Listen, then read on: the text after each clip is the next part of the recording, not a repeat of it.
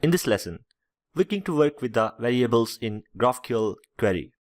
Later, we have used this query to get the data from the .NET Core repository, and we have hard-coded the argument values here.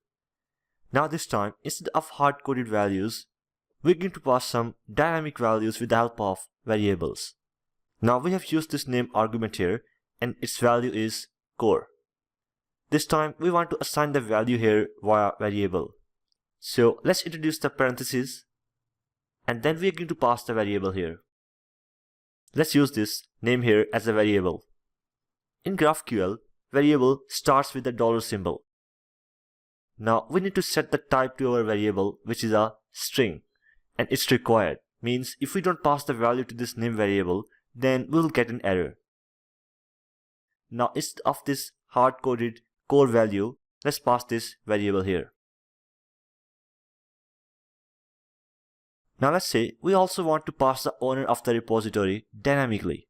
So we first need to add another variable, and we name it owner.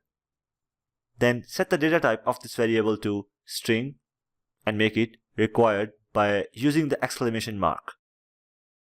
Okay, then instead of this hard-coded value, let's pass the variable here.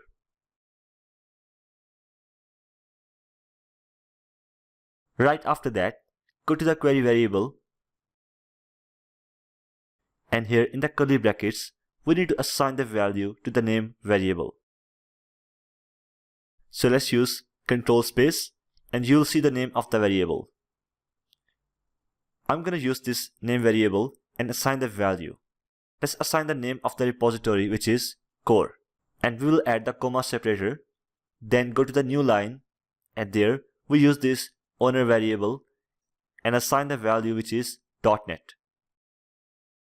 Now if we play this query, then we got the same result, but this time we have made our query more flexible with the help of variables. Now if we will assign some different value to the name variable like WPF and play the query, then this time we got a result from WPF repository. Well, pretty awesome.